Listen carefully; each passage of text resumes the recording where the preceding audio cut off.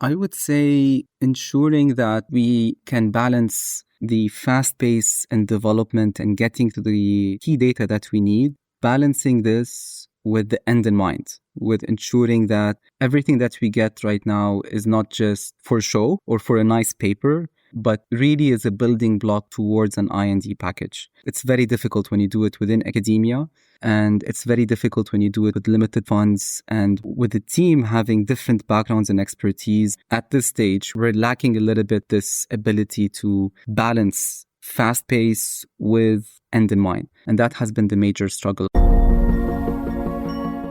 Welcome back. In the first part, Bilal Fares walked us through the vision behind AzureCell and what makes a cell therapy approach to Parkinson's worth pursuing. Now we get practical. Manufacturing neural cell products carries some of the most demanding challenges. And if this is not enough, all of this has to be done on a lean budget. We also look at where synthetic biology and AI fit in. Let's continue. Are you juggling the complexities of CMC development while trying to enjoy the beauty of biotech? Have you ever wondered if there's a way to simplify bioprocessing? Welcome to the Smart Biotech Scientist podcast, where we're diving headfirst into the very challenges you face. We're breaking it down, demystifying the jargon, and giving you the keys to unlock your full potential. I'm your host, David Brolman, and I get it. With 15 plus years in the biotech industry, I face the same challenges you do. There's a way to simplify and streamline so you can remove complexity, you can skip trials and errors, deliver without delay your groundbreaking therapy to clinics and market, and still enjoy every single step. Do you want to learn how industry experts and I did it? Grab a cup of coffee and your favorite notebook and pen. Now is the time to take your bioprocessing game to the next level. Let's smarten up biotech. Looking at the development path so far, the development of your company and getting through the preclinical stage where you are currently, what have been the biggest challenges so far? I would say ensuring that we can balance the fast pace in development and getting to the key data that we need, balancing this with the end in mind, with ensuring that everything that we get right now is not just for show or for a nice paper, but really is a building block towards an IND package. It's very difficult when you do it within academia, and it's very difficult when you do it with limited funds and with the team having different backgrounds and expertise, all incredibly talented. At this stage, we're lacking a little bit this ability to balance fast pace with end in mind. And that has been the major struggle, I would say, that we've been able to some extent to mitigate and to go over by embarking the right experts that advise us along the way and just balancing. At some stage, we had to say, okay, this is our approach for R&D for this experiment to get to this data. And in parallel, we start the longer term plan to get towards the package that we need for the IND. And how do you decide which experiments you need to do that will get you closer to the target? And what are the things perhaps that are more distraction? Because if you have a limited amount of money and a limited runway, I think it can be quite overwhelming sometimes. Absolutely. So what we did is to think backwards. So again, we thought with the end in mind, this is what we want to get. This is the power of the platform. But specifically, how do we narrow this down to get to a first product that could be approved by regulators and by investors? So we had to balance this. I would say we went through a thorough, business opportunity validation phase where we were very active in different venture programs and interacted with leaders across different fields. And that helped us to narrow down which features we actually need to incorporate into the first asset that we're developing to balance the innovation that we bring with the speed to get to the first data package that we need. So that was the first thing. And then thinking backward, after we defined the profile of that first asset, we worked backwards from there on the data packages that we need. And then we prioritized what we need to get with the funds that we have. And we put in place a plan that would allow us to get more funds to fill in any gaps that we have. If we look further into the way you develop, into the science, into the strategic, I'd say, development side, to what extent can you benefit from novel technologies nowadays, like AI, machine learning? How has that changed the way you come to meaningful results?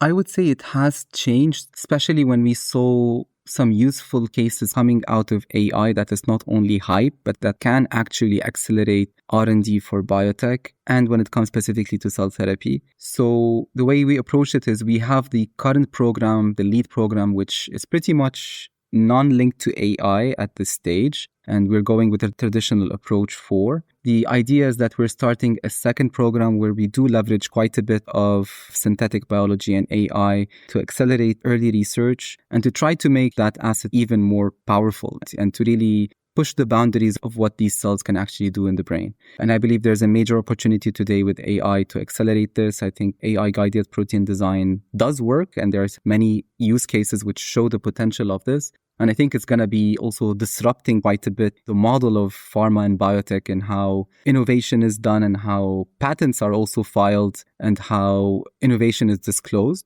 But I'm a true believer that AI is here to stay and that it's not going to replace us, but people who do use AI will unfortunately over time replace people who don't. This is why we're trying to integrate AI early on into our development thinking. Where do you see your development going in 5, even 10 years? To what extent can you develop a platform with your technology and then also venture into other diseases? What is realistic there, and perhaps what is a longer term vision? Yeah, so we've also integrated that into our early development plan. So we look at the first asset that we're developing as a building block into the other assets that we could potentially go into. So looking at the line that we're developing, the stem cell line, as a chassis line that has certain modifications which would be relevant not only to Parkinson's, but to other neurological diseases. And we've already thought of a way of how we can systematically modify this line to include additional features in a way which is de-risked, and that would expand the functionalities of those cells to tackle different diseases and potentially even different subpopulations of patients over time. Because I mentioned that Parkinson is very complex, and also not all Parkinson patients are the same. And one advantage that we would have is that we can tailor specific cell therapies to match specific pathogenic processes which are occurring in different subpopulations of patients. So this is a bit of our thinking on this, that we want to develop the first asset that is differentiated enough to make an impact, but then use this as a building block of the platform that would allow expanding towards different subpopulations and different neurological indications. Let's shift gear a bit, and I would love to talk about your lessons and your advice as an entrepreneur. You have co-founded 2 neuroscience ventures, and now you're building AzureCell. What has been the most significant leadership and business learning you have done so far? I think the key learning that I had is that it's obvious to many now, which is building a biotech is difficult. It's very, very, very difficult. It doesn't matter what biotech you build, but it is very, very difficult. And so to make it worth, try to choose a problem that is really big, right? Some people think, okay, let me try to find a problem which is doable, which is relatively easy, at least in my head, and then that would be a streamlined path. And that never exists. And that I learned from the previous company that I was part of. And this is why for the new one, I thought, okay, what can really change the future of medicine for this disease? How can we really tackle its root cause? And it was cell therapy. And then I realized, okay, building a startup is difficult. Building a biotech is one of the most difficult pillars within startup to start. And then building a cell therapy company is one of the most difficult biotech. And then building a genetically engineered cell therapy for neurology, which is one of the most difficult frontiers to go, is among. So we're becoming more and more difficult. But for me, it's pretty much that's why it also works, because we're working on a problem that is so big and that could really have so much impact that this keeps giving us the motivation to continue and to keep kicking and to keep going through the difficulties and the challenges to make it happen. So that would be the first thing. Choose a big problem. find a solution that you're really motivated and passionate and believe that it would actually change the status quo. And then the third, and this is what we did to some extent by chance, is try to kill your solution as fast as possible. Talk to experts, talk to people, be part of competitions and programs, and this can really challenge you, because if they do kill your solution and they tell you that this will actually not make it or doesn't make sense or all of that, that would save you a lot of time and money. And then you can really focus on another solution or another problem where you can have an impact. And then the last learning would be to try to start with the end in mind from the beginning. So ensure once you have the problem, the solution, you've vetted it, really talk to experts that have done it and ensure that what you're doing makes sense. It's not just a research exercise, and that it would put you on a path to actually have impact. And what is the advice that you wish somebody had given you several years ago when you started out? It's in line with what I just said in terms of the learnings. And I would say that for me, it wasn't an advice, it was a question. And it's an interesting story as well, that I was part of a venture leader program from Switzerland where they assemble a Swiss biotech team that goes to Boston for a week and pitches to big investors and all of that. And I was sharing the room with a fellow entrepreneur, very good friend now, that I had met for the first time. And we were both jet lagged. We just arrived to Boston. And we were talking, and he's a chemist by background, and he was trying to learn about Parkinson and asked me, okay, what is Parkinson? What's leading it? This. And then at some point, he just looked and he said, Bilal, if you had a magic wand and you could actually do whatever you want to cure Parkinson, what would you do? And it was that moment that I really thought in a way that was bigger from how I typically think, which is, this is what I have, this is the budget, this is the team, this is the load and I thought cell therapy is the future, but you have to make sure that these things don't die over time, that you're just not putting them into the fire. And he looked at me and said, that's a smart idea. Why don't you work on it? I said, no, I have so many things happening and all of this. But then this idea actually haunted me. And I kept on thinking about it and I researched about it and I couldn't find a lot of work going in this direction today. And that was the spark that led to where we are today. So I would say, make sure that you surround yourself by smart people that believe in you. And it was also, I would say it was the question and a bit of the validation that he said. And he's a serial entrepreneur. He started 3 companies. He's very successful. So also coming from him that this is not crazy. This is actually a nice idea. You should work on it. Gave me this initial fuel to give it a little bit more thought and to go into it. Excellent. I like that. I feel this is good advice because when you're starting out as a scientist, you believe you can do everything by yourself. But the more I've advanced in my career, I realized actually, no, I need a team. I need other people. And this is exactly what you just shared. Put yourself in a room with smarter people and learn from them and collaborate.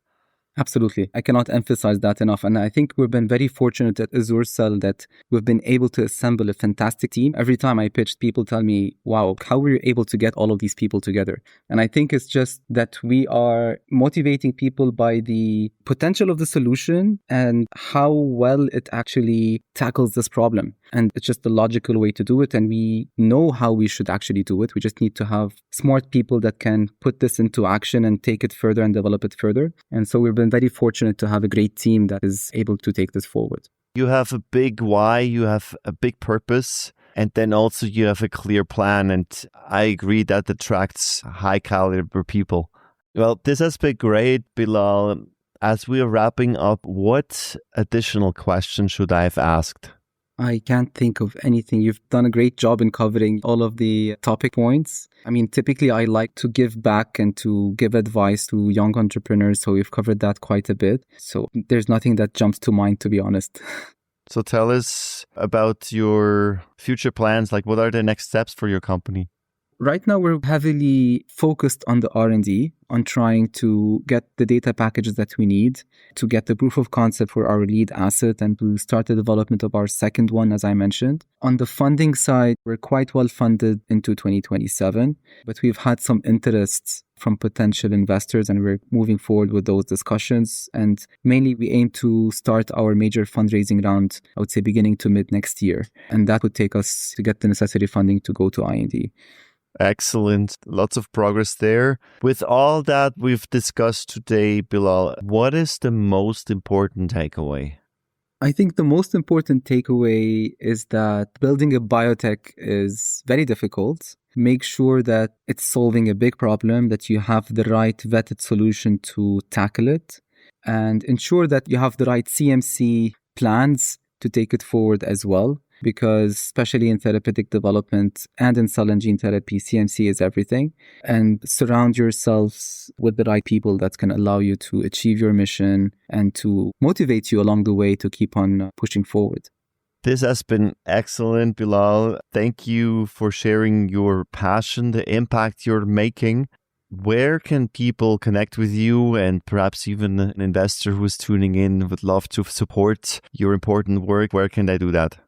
I'm pretty active on LinkedIn, so people can reach out there. Unfortunately, can't reply to every single message. I try my best. Otherwise, we have our landing page for the website, which is there, and we're working right now to develop our full website, and then people can also reach out through the form there and through the info website of the company.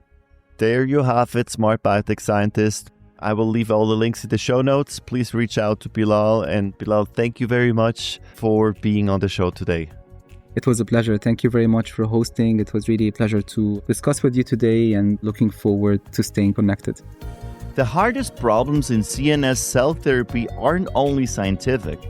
They're about deciding which experiments truly de-risk a program when capital is scarce.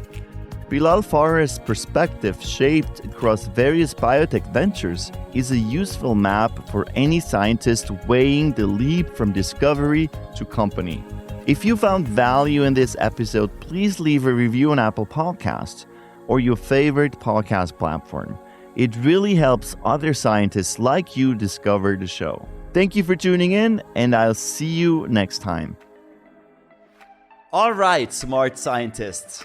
That's all for today on the Smart Biotech Scientist podcast. Thank you for tuning in and joining us on your journey to bioprocess mastery. If you enjoyed this episode, please leave a review on Apple Podcasts or your favorite podcast platform. By doing so, we can empower more scientists like you. For additional bioprocessing tips, visit us at smartbiotechscientist.com. Stay tuned for more inspiring biotech insights in our next episode. Until then, let's continue to smarten up biotech.